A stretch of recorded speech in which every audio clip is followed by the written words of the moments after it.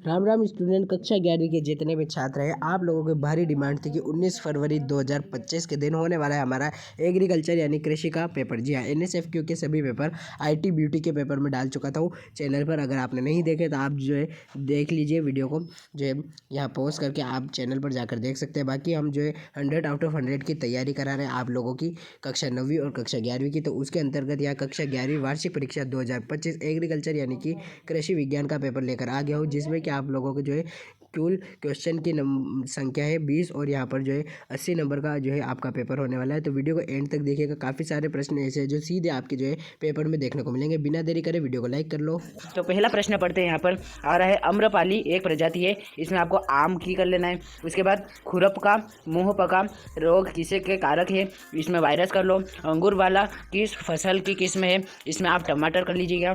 शरण अवरोधी फसल कौन सी है, तो शरण अवरोधी फसल मूंग को कहा जाता है। उसके बाद डाई अमोनियम फास्फेट के नाइट्रोजन का प्रतिशत कितना होता है, इसमें आप 18% कर लेंगे। उसके बाद यहाँ है हेजशियर का प्रयोग किया जाता है, तो हेजशियर का प्रयोग बेडिंग या फिर छिड़काव में किया जाता है, ठीक है, या फिर कटाई या फिर ओसाई में किया जाता है। तो आपको इसमें कटाई एवं बधाई में कर लेना है उत्तर। अब लखनऊ 49 सरदार किसकी प्रजाति है ना, नाम थोड़ा अजीब है लेकिन अगर आपने अच्छे से तैयार की है तो आपको पता होगा कि लखनऊ 49 सरदार जो है अमरूद की प्रजाति है, बहुत ही आईएमपी है ना। उसके बाद गेहूं का वनस्पतिक नाम क्या है, तो इसमें आपको करना है ट्रिटिकिम एस्टिवम, है ना, इसका उत्तर हो जाएगा। इसके बाद थ्रेशर का उपयोग किस लिए होता है, तो आपको मड़ाई के लिए लिख लेना है। उसके बाद यहाँ पर रिंड पेस्ट पोका रोग का कारक है, इसमें आपको विषाणु कर लेना है, ठीक है। काफ़ी सारे बच्चे विषाक्त आहार करके आते हैं जो कि असत्य है, आपको जो है विषाणु पर राइट आंसर लगाना है, ठीक है। 10 ऑब्जेक्टिव हो जाते हैं। अब 11वां देखेंगे। यहाँ पर धान की फसल का प्रमुख कीट है, तो धान की फसल का प्रमुख कीट किसे माना जाता है, तो इसे आप तीनों पढ़िएगा, ताना छेदक, माहू, दीमक या फिर गंधीवध। तो गंधीवध नाम का ये जो है खरपतवार, इसे माना जाता है कीट। उसके बाद यहाँ पर भूमि संरक्षण के लिए क्या है, तो भूमि संरक्षण के लिए उपयुक्त सभी उपाय अपनाने चाहिए, ठीक है। उत्तर प्रदेश की सिंचाई का पुराना एवं सस्ता साधन, ये भी बहुत आईएमपी हो जाता है, इसका उत्तर तालाब होता है ना, तालाब, इसका कर लेना आपको। अब यूरिया में नाइट्रोजन का प्रतिशत होता है, तो इसमें 46% आपको कर लेना है। फूड स्प्रेयर चला जाता है, तो फूड स्प्रेयर कैसे चलाओगे आप लोग, पेड़ से, है ना, पेड़ से चलाना पड़ता है फूड स्प्रेयर को, ठीक है। अब प्रश्न क्रमांक 16 आ जाता है। यहाँ पर मूंग कीट लगता है, इसमें आपको आम लिख लेना है। उसके बाद जीव पदार्थ का स्रोत है, इसमें आपको कर लेना है कंपोस्ट। नेक्स्ट है सिंगल सुपर फास्फेट में पाया जाता है, इसका उत्तर आपको कर लेना है यहाँ पर फास्फोरस। उसके बाद यहाँ उदासीन भूमि का एसीपी मात्रक है, तो इसमें आपको 7.00 केवल कर लेना है। और आखिरी जो है सिकेटवेयर का उपयोग किया जाता है, इसमें आपको कंटाई एवं छंटाई में कर लेना है, ठीक है। यह आपके 1 अंक के ऑब्जेक्टिव थे जितने भी मैंने बताए। तो वीडियो को लाइक करके चैनल को सब्सक्राइब कर लो, क्योंकि यहाँ अब मैं आपके लिए बहुत ही आईएमपी अति लघु उत्तरीय प्रश्न उत्तर लेकर आ गया हूँ, ठीक है। एक प्रश्न 2 अंक का होने वाला है और आपको 10 यानी कि 40 नंबर तक के देखने को मिलेंगे, ठीक है। तो भूमि पर जल का निकास के 2 प्रभाव लिखिए, तो यह इसका उत्तर मैं लेकर आया हूँ। देखो जितने भी प्रश्न है आपके उनका उत्तर लाया हूँ। तो इसके 2 प्रकार है, जो कि है मृदा में वायु संचरण में बाधा और अगला है शुद्धता का कम होना, ठीक है। यह दोनों इसके उत्तर हो जाएंगे, ठीक है। तो भूमि में जल निकास के 2 प्रभाव लिखिए, तो यह इसके 2 प्रभाव हो गए। अगला है डाई अमोनियम फास्फेट में नाइट्रोजन का फास्फोरस की प्रतिशतता कितनी होती है, तो आपने ऑब्जेक्टिव में पढ़ाई है, नाइट्रोजन इसमें 18% और फास्फोरस इसमें 46% मात्रा में उपलब्ध होता है। प्रश्न क्रमांक 3 में आपको बोला है सिकेटियर का स्वच्छ चित्र बनाए ना, तो सिकेटियर कैसा होता है भाई, तो देख लो यहाँ पर प्लार टाइप का होता है, लेकिन आगे से इसका तीखा होता है जो कि काटने के काम आता है, तो इसे सिकेटियर कहते हैं ना। जितने भी एग्रीकल्चर वाले छात्र हैं इस सिकेटियर को बनाकर जाइएगा, घर से एक बार प्रैक्टिस कीजिएगा, क्योंकि यहाँ पर आपको फोकट के यहाँ पर 2 नंबर देखा जाएगा, सिर्फ आपको चित्र बनाना है और ना तो इसमें कोई भारी नाम लिखने हैं जो आपको याद ना हो ना। बस यहाँ बीच में एक स्प्रिंग होती है जो कि आप सभी जानते हैं, इसका चित्र कुछ इस प्रकार से हो जाएगा।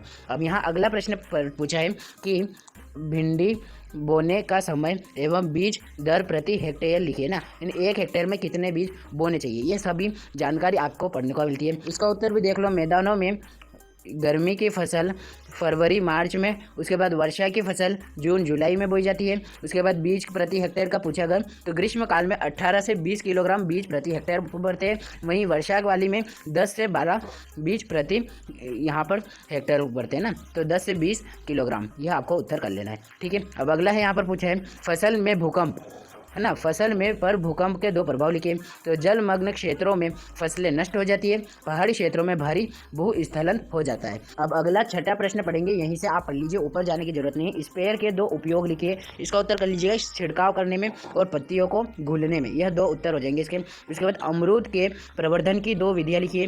तो बीज द्वारा और वानस्पतिक भागों द्वारा, यानी कि अमरूद जो है वनस्पतिक भागों से भी उग जाता है, बीज द्वारा तो उगता ही है, साथ में वनस्पतिक भागों द्वारा भी उग जाता है। 8वां प्रश्न पूछा है नाइट्रोजन युक्त 2 उर्वरकों के नाम। ठीक है, तो प्रश्न क्रमांक 7वां आपने देख लिया। अब 8वें का उत्तर भी बताऊंगा। आपको वीडियो लाइक करके चैनल को सब्सक्राइब कर लेना है, क्योंकि यूट्यूब पर कोई भी एग्रीकल्चर की इतनी अच्छी से पढ़ाई नहीं कराएगा, क्योंकि NSFQ सवाल आते हैं जिस पर ज़्यादा ध्यान नहीं दिया जाता। अब प्रश्न क्रमांक 8वां देख लो, बहुत IMP है। नाइट्रोजन युक्त 2 उर्वरकों के नाम, अमोनियम नाइट्रेट, यूरिया और अमोनियम सल्फेट, इसका उत्तर हो जाएगा। अब प्रश्न क्रमांक 9वां देखो, ड्रिप विधि के 2 सिंचाई के 2 लाभ लिखे। तो कम पानी की उपलब्धता में ड्रिप विधि से सिंचाई कर सकते हो। उसके बाद पानी के छोटे स्रोतों और बलुई भूमि के लिए उपयुक्त है ना, यानी कि इसमें पानी कम लगता है, इसलिए ड्रिप विधि बहुत ही लाभकारी होती है सिंचाई के लिए। इसके बाद अगला देखो, प्रश्न क्रमांक 10वां, आलू का कुल एवं वानस्पतिक नाम, है ना। तो आलू का पहले तो वानस्पतिक नाम जान लीजिए आप, जो है सोलेनम ट्यूबरोसम, और उसके बाद इसका कुल नाम क्या है, सोलेनेसी, है ना।